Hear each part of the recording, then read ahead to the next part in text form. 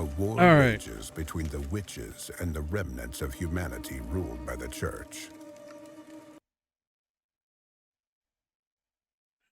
God, hold on. In a distant territory controlled by one of the witches, papal scouts have a war Let's see what this is rages about. between the witches and the remnants of humanity ruled by the church. In a distant territory controlled by one of the witches, papal scouts have discovered a wreckage of a ship that had been lost for several centuries. It carried a valuable artifact, one that could alter the course of the conflict. To recover it, the Vatican has dispatched one of its best witch hunters. Only he can face the witch by means of his powerful magic. Hunters like him are called prayers, and the substance running through his veins that gives him arcane powers is known as witch fire. Oh? When you reach your destination, you're completely exhausted. There's very little witch fire left in your blood. One of the first things you must do is replenish your powers. The fastest way to do it is to fight the witch's minions, ghouls and wraiths. Once they're dead, I don't know what's going on. To fight the witch's minions in your blood.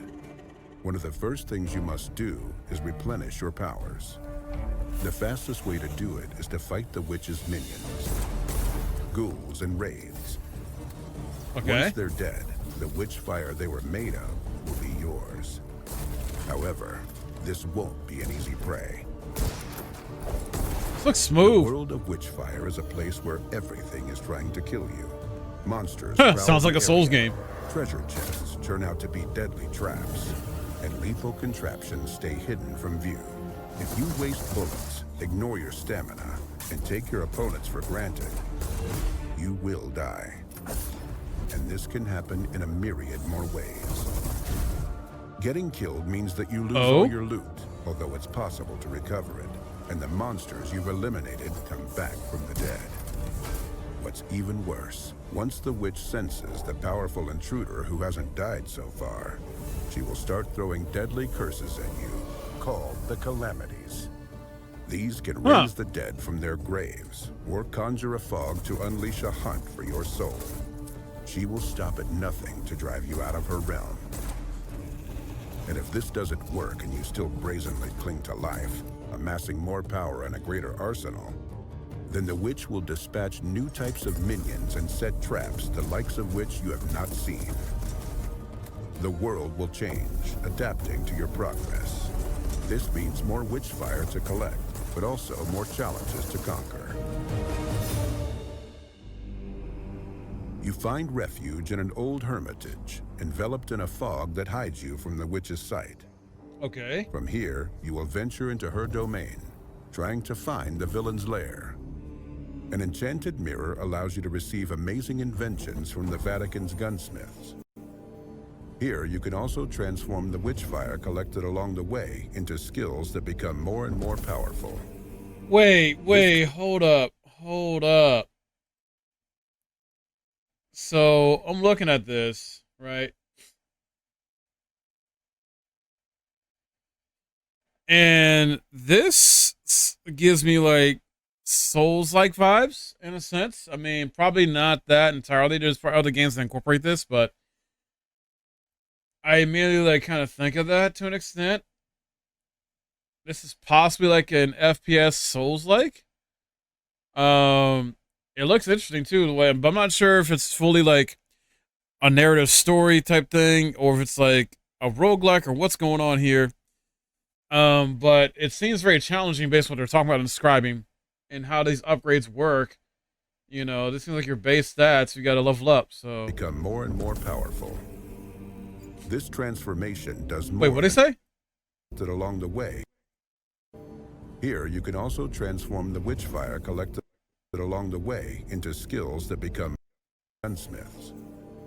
Here, you can also transform the witch fire collected along the way into skills that become more and more powerful. It is a Souls-like.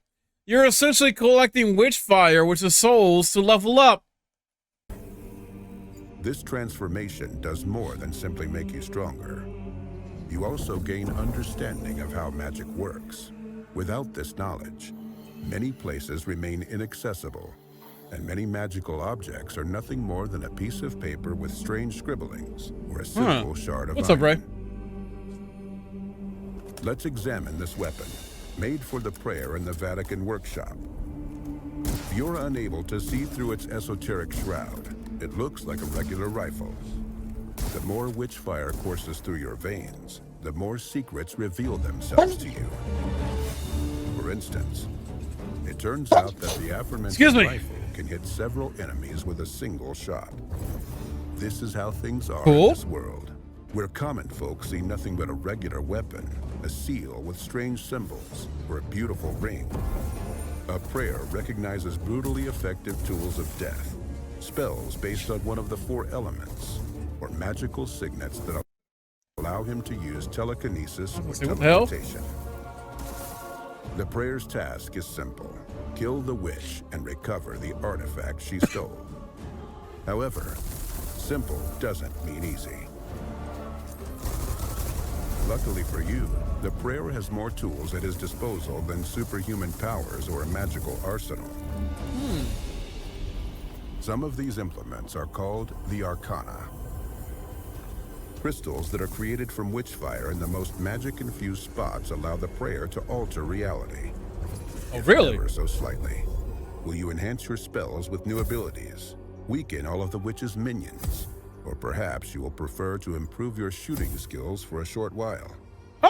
Still, the most powerful force the prayer can wield is not a weapon, a spell, a magical object, or even the Arcana. It's the freedom.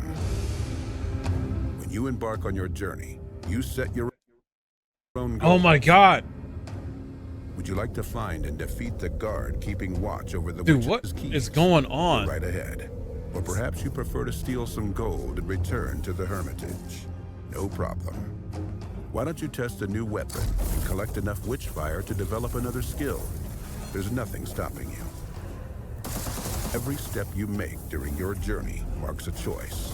You can rush into a huge mob of enemies and try to execute them in a frenzied dance of death, or opt for eliminating them one by one from afar.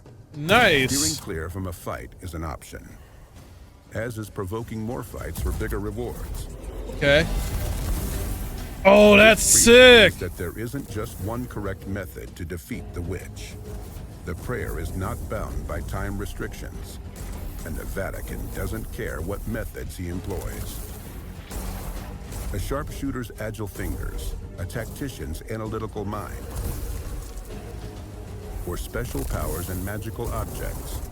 You can pick, choose, and match freely to achieve your goal. These are the bare bones of witchfire. Discovering the rest is up to you. Incredible. Here's a final thought. The witch knows that the prayers are immortal. Her goal is not to kill you. Her goal is to take away your belief that she could be defeated. When faced with hardship, you decide whether to give in to despair or get back on your feet and resume the fight. Godspeed, prayer.